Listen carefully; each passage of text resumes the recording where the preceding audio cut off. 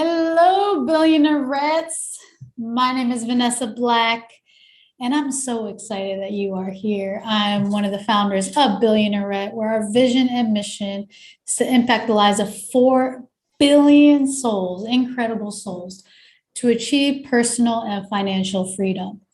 And if you are here with me today, I believe that that is one of your visions to achieve personal freedom, financial freedom. It is yours. It is done. And we're developing mind, body, and souls daily. And so this book that we're currently reading is The Science of Getting Rich. One of my favorite books of all times, one that is timeless, filled with truth. And so if you have been joining us the past Read With Me sessions of this book, you know it's been amazing. It can be a little complicated for your first time if you're listening in, especially if you don't have the physical book in hand. So I do encourage the physical book, but also listening it over and over again, the repetition of it, you'll begin to understand it more and more and applying it. So congratulations for being here. There's a playlist. So if you lost the last one, or not the last, but if you missed the last ones, go ahead, you can catch up. I recommend with this particular book, you can listen to it every single day. That's what he's going to recommend at the end of this book. So let me know what you got out of it so far. We're going to dive right into it. But the last sessions, we've talked about increasing life and super powerful. Must get rid of all the last vestige of the old idea that there's a deity whose will it is that you should be poor, or whose purposes may be served by keeping you in poverty. Okay. Super powerful. Increasing life.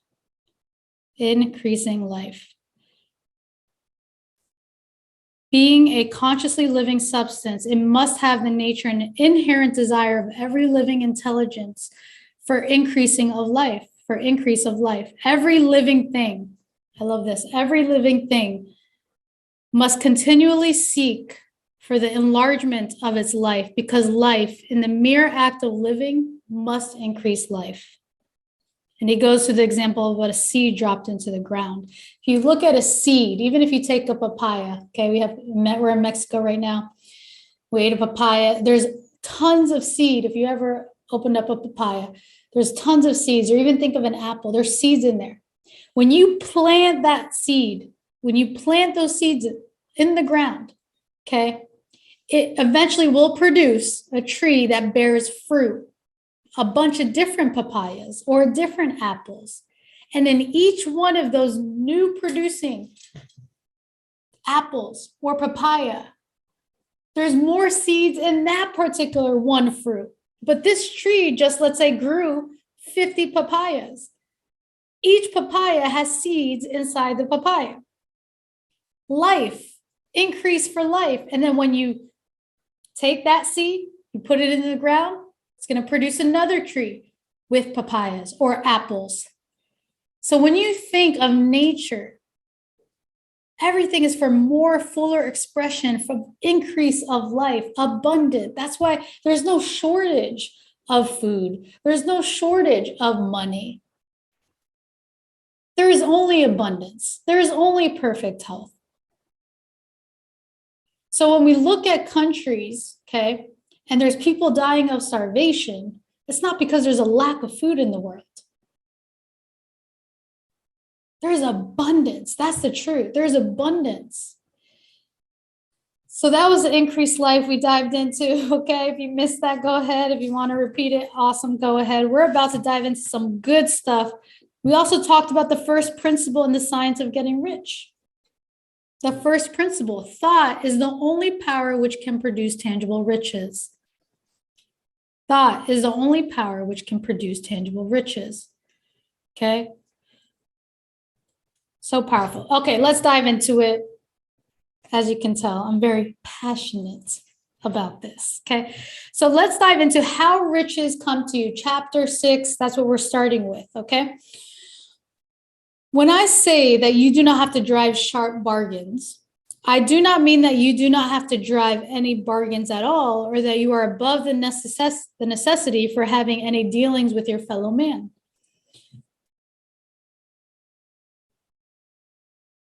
I mean that you will not need to deal with them unfairly. That's key.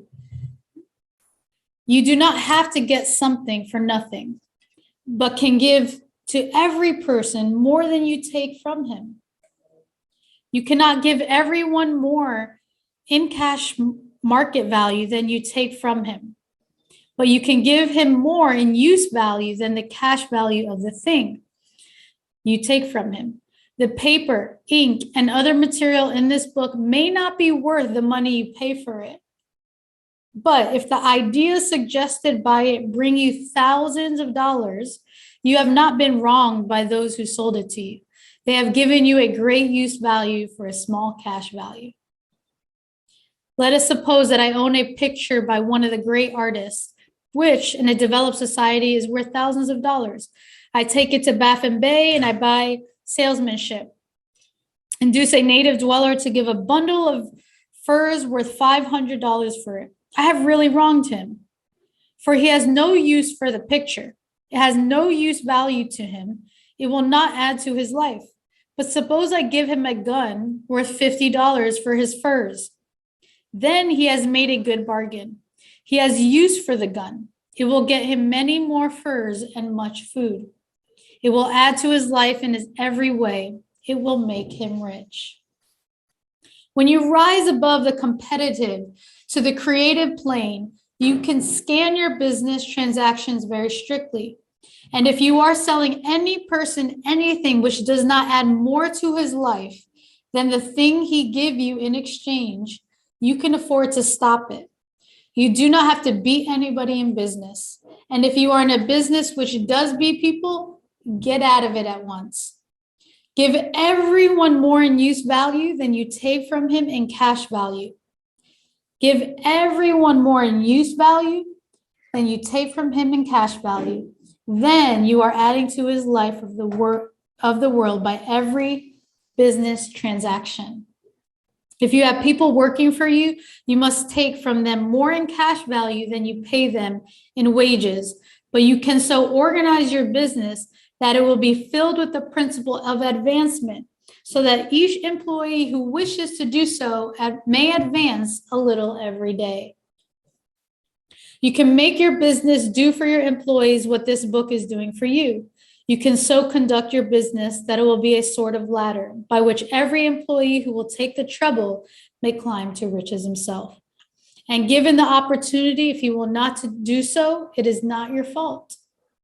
Key, it's not yourself, not your fault. Do you have the opportunity for advancement in your company, in your business, in the company maybe you're working in, or the company that you own?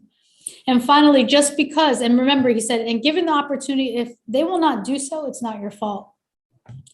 And finally, just because you are to cause a creation of your riches from formless substance, which permeates all your environment, it does not follow that they are to take shape from the atmosphere and come into being before your eyes. If you want a sewing machine, for instance, I do not mean to tell you that you are to impress the thought of a sewing machine on thinking substance until the machine is formed without hands in the room where you sit or elsewhere. But if you want a sewing machine, hold the mental image of it with the most positive certainty that it is being made or is on its way to you. That's key. Hold the mental image. Whatever you want, hold that image with the most positive certainty, most positive certainty that it is being made or it's on its way to you. After once forming the thought, have the most absolute and unquestioning faith that the sewing machine is coming. Never think of it or speak of it in any other way than as being sure to arrive. Claim it as it's already yours. Claim it as already yours. Claim it as already yours. So when we watch, we want something. Many people are having conversations or thoughts opposite of what they want. They haven't claimed it. So if you get this right here, if you have a thought, you want something, and you pray for something, Real faith is claiming it as it's already in your possession. That's when you know you have real faith. You make the prayer, you ask for the thing, you request it, and you instantly claim it as it's already on its way. It's already yours. It's already done. It will be brought to you by the power of the supreme intelligence, acting upon the minds of men. If you live in Maine, it may be that a person will be brought from Texas or Japan to engage in some transaction which will result in you getting what you want. If so, the whole matter will be as much to the person's advantage as it is to yours. So it'll be their advantage, it'll be your advantage.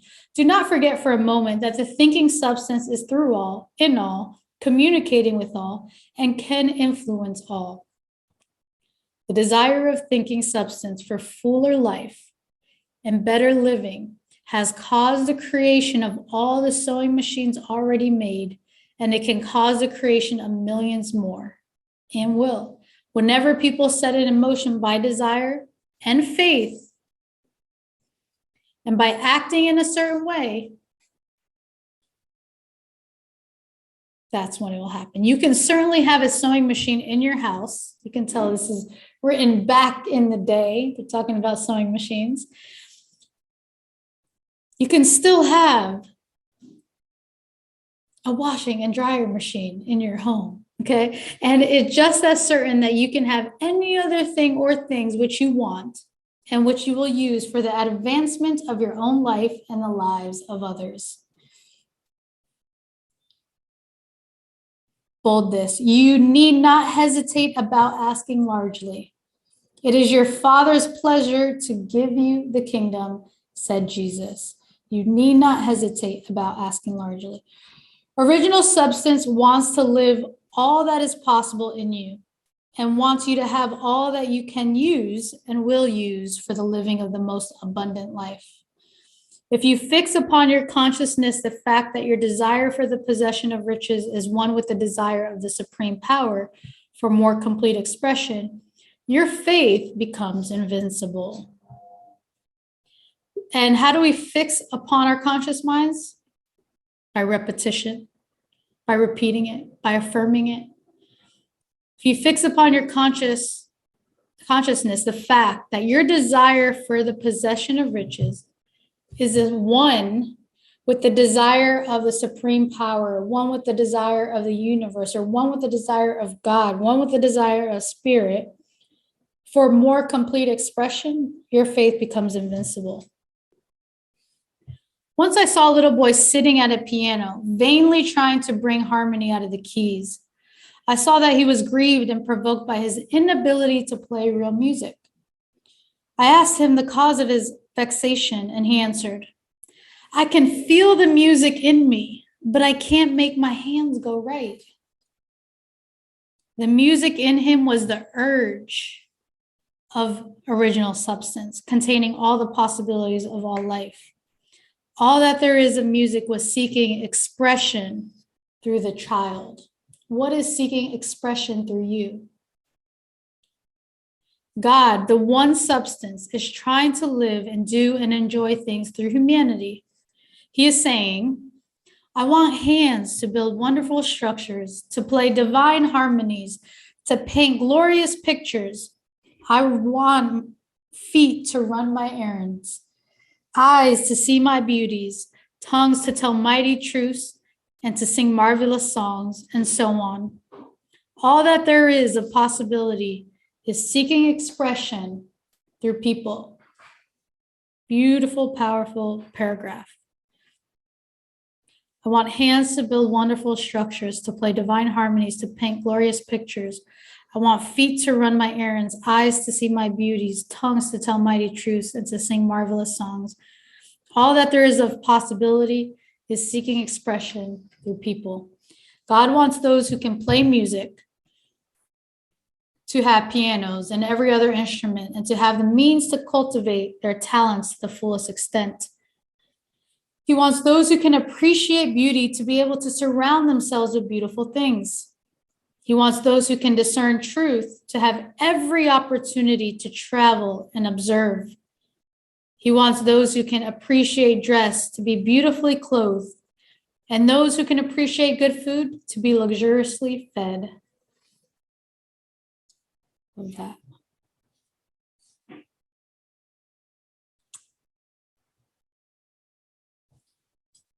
He wants all these things because it is himself that enjoys and appreciates them. They are his creation. It is God who wants to play and sing and enjoy beauty and proclaim truth and wear fine clothes and eat good foods. It is God that worketh in you to will and to do, said the Apostle Paul. The desire you feel for riches is the infinite, seeking to express himself in you as he sought to find expression in the little boy at the piano. So you need not hesitate to ask largely. Your part is to focus on and express that desire to God. This is a difficult point with most people. They retain something of the old idea that poverty and self-sacrifice are pleasing to God. They look upon poverty as a part of the plan, a necessity of nature.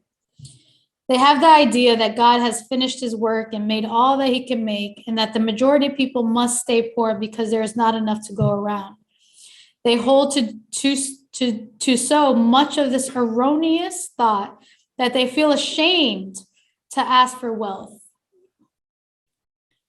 They try not to want more than a very modest competence, just enough to make them fairly comfortable.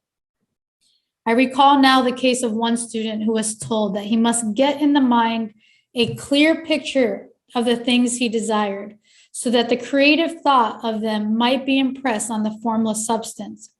He was a very poor man, living in a rented house and having only what he earned from day to day, and he could not grasp the fact that all the wealth was his. So after thinking the matter over, he decided that he might reasonably ask for a new rug for the floor of his best room and a coal stove to heat the house during the cold weather. Following the instructions given in this book, he obtained these things in a few months. And then it dawned upon him that he had not asked enough. He went through the house in which he lived and planned all the improvements he would like to make in it. He mentally added a bay window here and a room there until it was complete in his mind as his ideal home. And then he planned its furnishings. Holding the whole picture in his mind, he began living in a certain way and moving toward what he wanted. And he owns the house now and is rebuilding it after the form of his mental image. And now, with still larger faith, he is going on to get greater things. It has been unto him according to his faith, and so it is with you and with all of us. Reminds me in our Billionaire Inner Circle right now, the practice, the activity to do was to form a picture of your heroic self. Form that picture of the vision of you and what you're doing, and get detailed on it. Creating it from formless substance, and then begin acting and being now. You don't have to wait. I encourage you to do that exercise. Holding the whole picture in his mind, he began living in a certain way and moving toward what he wanted, holding the picture. So if you need to visually see it, I'm looking at like a vision board here. Okay. If you look at our entire place right now, which you can't see right now, but we have signs of our goals, our visions, pictures of our future. That's already done. It's on the way. It's already done, but I want to constantly hold it in my mind. Chapter 7, gratitude. The illustrations given in the last chapter will have conveyed to the reader the fact that the first step towards getting rich is to convey the idea of your wants to the formless substance. Convey your idea of your wants to the formless substance. This is true, and you will see that in order to do so, it becomes necessary to relate yourself to formless intelligence in a harmonious way.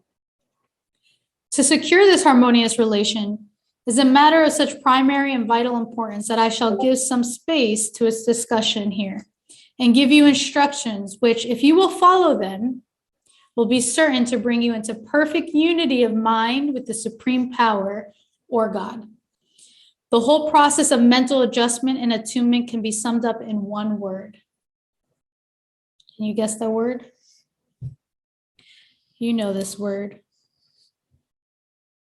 The whole process of mental adjustment and attunement can be summed up in one word, which is gratitude.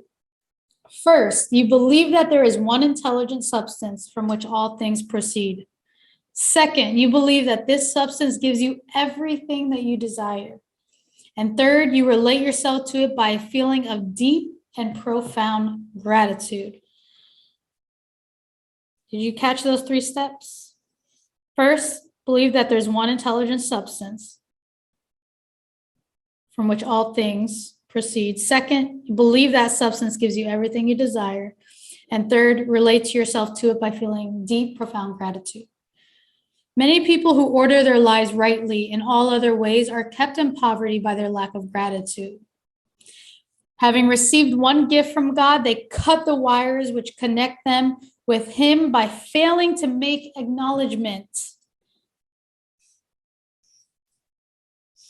Don't cut the wires. Don't cut the wires.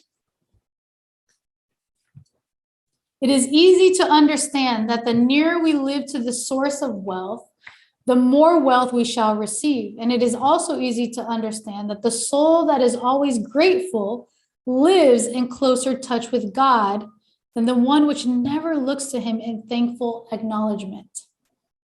The more gratefully we fix our minds on the Supreme when good things come to us, the more good things we will receive, and the more rapidly they will come. And the reason simply is that the mental attitude of gratitude draws the mind into closer touch with the source from which the blessings come. That is powerful. Rewind, if we need to rewind, okay? If it is a new thought to you that gratitude brings your whole mind into closer harmony with the creative energies of the universe, consider it well, and you will see that it is true. The good things you have already have come to you along the line of obedience to certain laws. Gratitude will lead your mind out along the ways by which things come, and it will keep you in close harmony with creative thought and prevent you from falling into competitive thought. Gratitude alone can keep you looking toward the all and prevent you from falling into the error of thinking of the supply as limited. And to do that would be fatal to your hopes. There is a law of gratitude, and it is absolutely necessary that you should observe the law if you are to get the results that you seek. The law of gratitude is the natural principle that action and reaction are always equal and in opposite directions. The law of gratitude is a natural principle that action and reaction are always equal and in opposite directions. The grateful outreaching of your mind in thankful praise to the supreme intelligence is a liberation or expenditure of force. It cannot fail to reach that to which it addressed, and the reaction is an instantaneous movement towards you. Draw nigh unto God, and He will draw nigh unto you.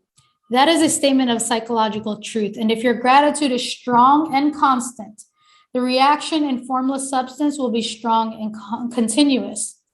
The movement of the things you want will be always toward you.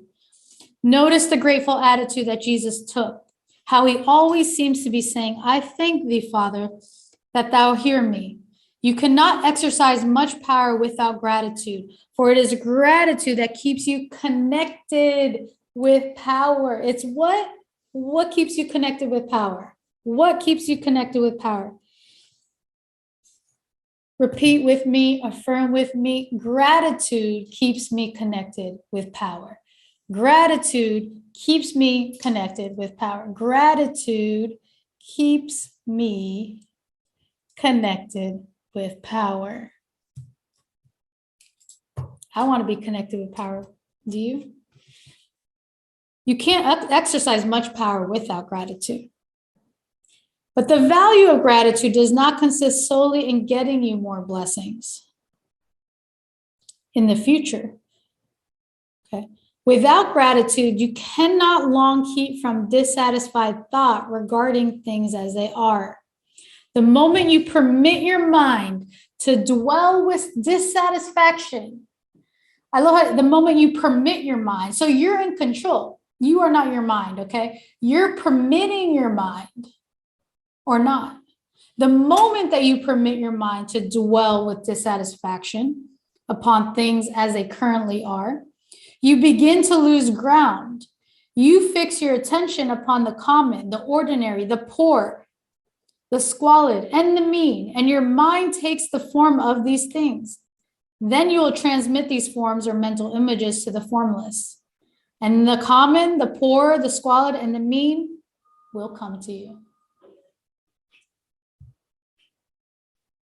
To permit your mind to dwell upon the inferior is to become inferior and to surround yourself with inferior things. On the other hand, to fix your attention on the best. I love this part. To fix your attention on the best is to surround yourself with the best and to become the best.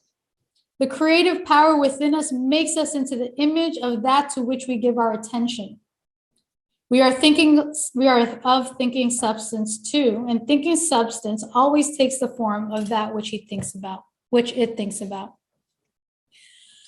Cheers to you while we continue.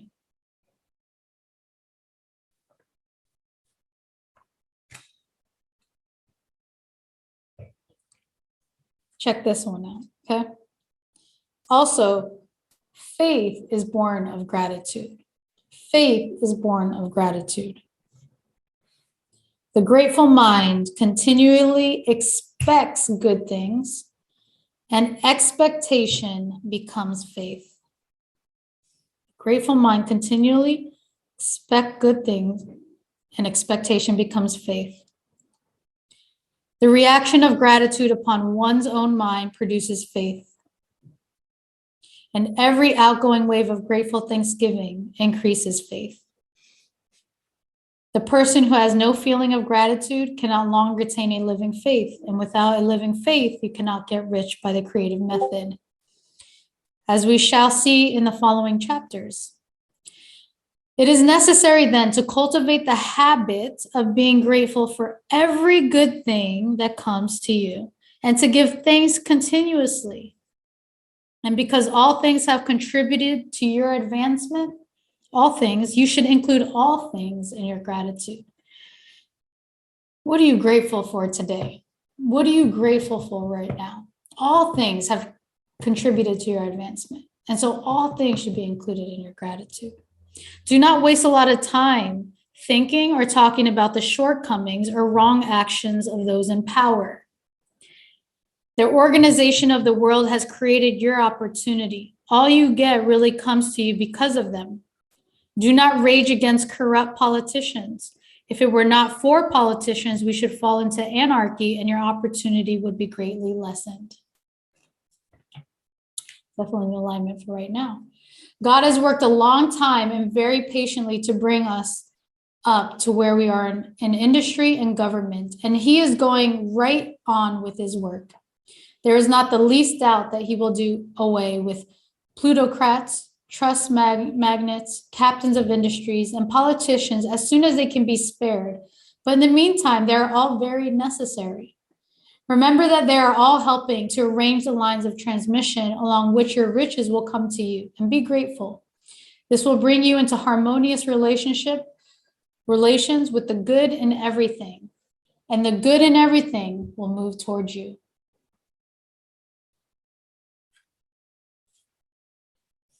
Chapter 8, thinking in a certain way.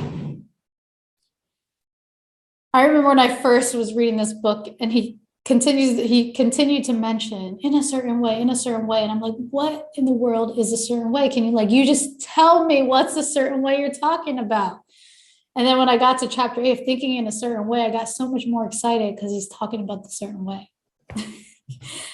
Chapter 8, thinking in a certain way.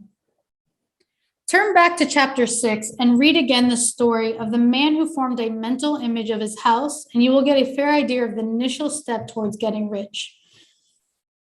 You must form a clear and definite mental picture of what you want. You cannot transmit an idea unless you have it yourself.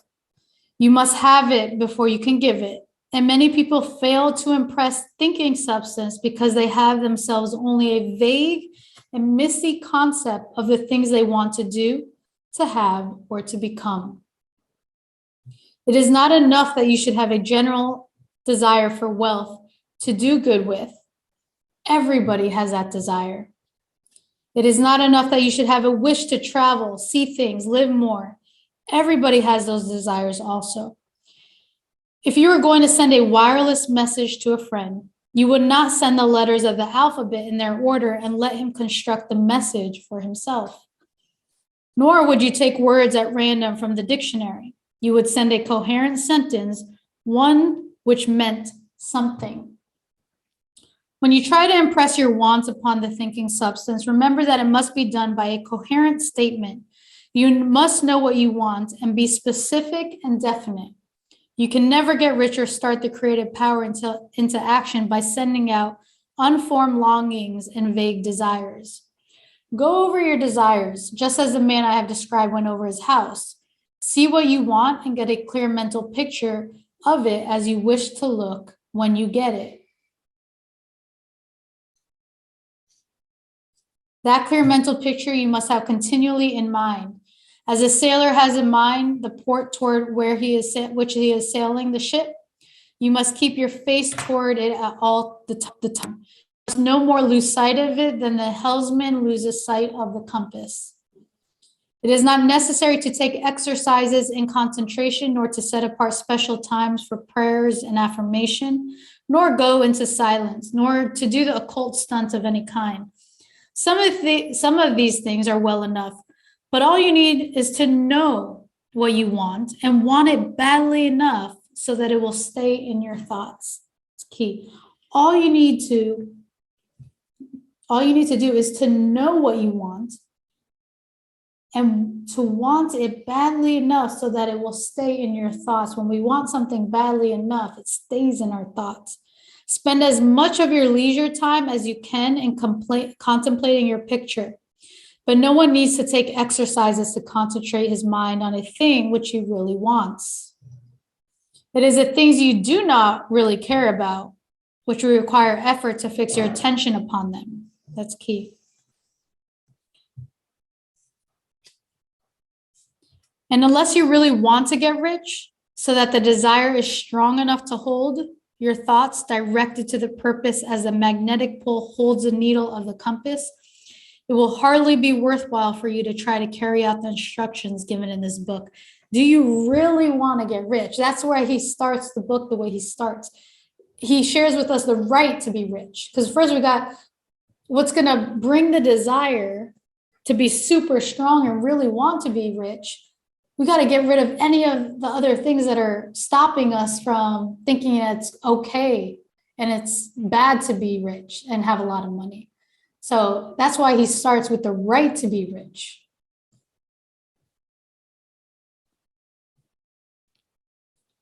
The methods set forth here are for people whose desire for riches is strong enough to overcome mental laziness and the love of ease and to make them work. The more clear and definite you make your picture then, and the more you dwell upon it, bringing out all its delightful details, the stronger your desire will be. And the stronger your desire, the easier it will be to hold your mind fixed upon the picture of what you want. Something more is necessary, however, than merely to see the picture clearly. If that is all you do, you are only a dreamer and will have little or no power for accomplishment. Behind your clear vision must be the purpose to realize it, to bring it out in tangible expression. And behind the purpose must be an invincible and unwavering faith that the thing is already yours, that it is at hand, and you have only to take possession of it. Live in the new house mentally until it takes form around you physically. In the mental realm, enter at once into full enjoyment of the things you want. Whatever things you ask for, when you pray, believe that you receive them and you shall have them, said Jesus.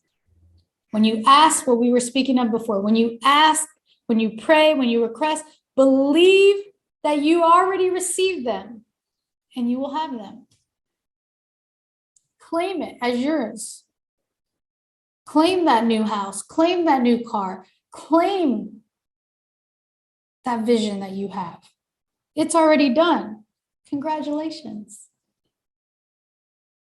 See the things you want as if they were actually around you all the time. See yourself as owning and using them.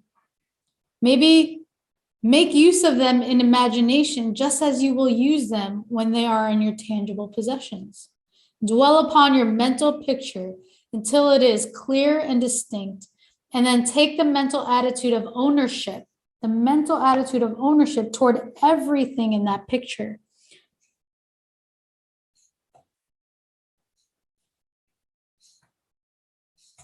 Take possession of it in mind, in the full faith that is actually yours. Hold to this mental ownership. Do not waver for an instant in the faith that it is real. And remember what was said in a preceding chapter about gratitude. Be as thankful for it all the time as you expect to be when it has taken form. The person who can sincerely thank God for the things which as yet he owns only imagination has real faith. He will get rich. She will get rich. You will get rich. He will cause the creation of whatever he wants.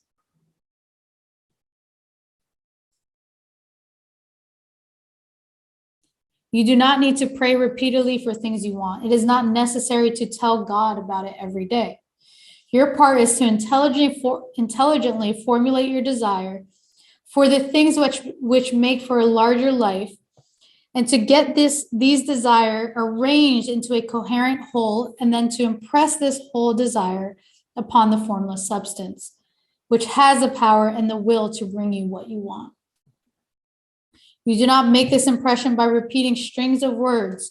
You make it by holding the vision with unshakable purpose to attain it, and with steadfast faith that you do attain it. Hold the vision with unshakable purpose to attain it, and with steadfast faith that you do attain it. The answer to prayer is not according to your faith while you are talking, but according to your faith while you are working.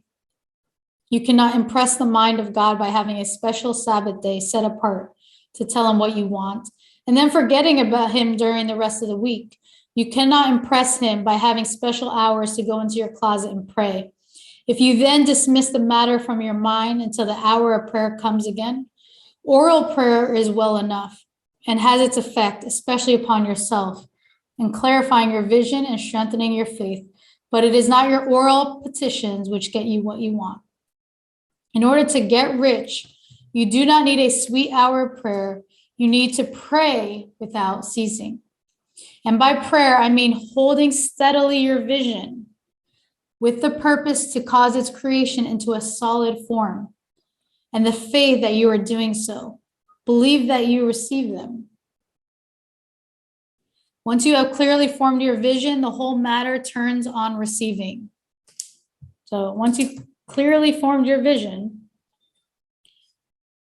the whole matter turns on receiving. When you have formed it, it is well to make an oral statement addressing the Supreme in gratitude.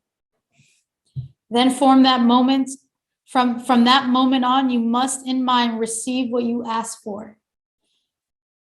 Live in the new house, wear the fine clothes, ride in the automobile, go on the journey, and confidently plan for greater journeys. Think and speak of all the things you have asked for in terms of actual present ownership. Imagine the environment and a financial condition exactly as you want them. And live all the time in that mental environment and financial condition until they take physical shape. Mind, however, that you do not do this as a mere dreamer and a castle builder. Hold to the faith that the imaginary is being realized and to your purpose to realize it. Remember that it is faith and purpose in the use of the imagination which makes a difference between the scientist and the dreamer. What makes the difference between the scientist and the dreamer? Faith and purpose in the use of the imagination. Hold to the faith and your purpose to realize it. And having learned this fact, it is here that you must learn the proper use of the will. Wow. Incredible. Incredible. Billionairette. That concludes the Read With Me session for today. Hope you got something out of this. Okay. I'm super excited for you. Form that vision. Get clear on that vision. Surround yourself and continue to hold that picture in your mind. Live there now. And be grateful for it now, because you received it. It's on its way. Just because it hasn't happened yet doesn't mean it's not happening. Okay. Appreciate your time. So happy that you are here joining me in reading The Science of Getting Rich by Wallace D. Wattles. Let me know if you got something out of it. Super excited. I'm grateful for you. I appreciate you. And I thank you for being here. Okay. Have a beautiful rest of your day. And we'll see you next time. Remember, just because it hasn't happened doesn't mean it's not happening. Own it, claim it, create that picture, continue to hold it in your vision, see it daily, and know that it's just a matter of time. Take care.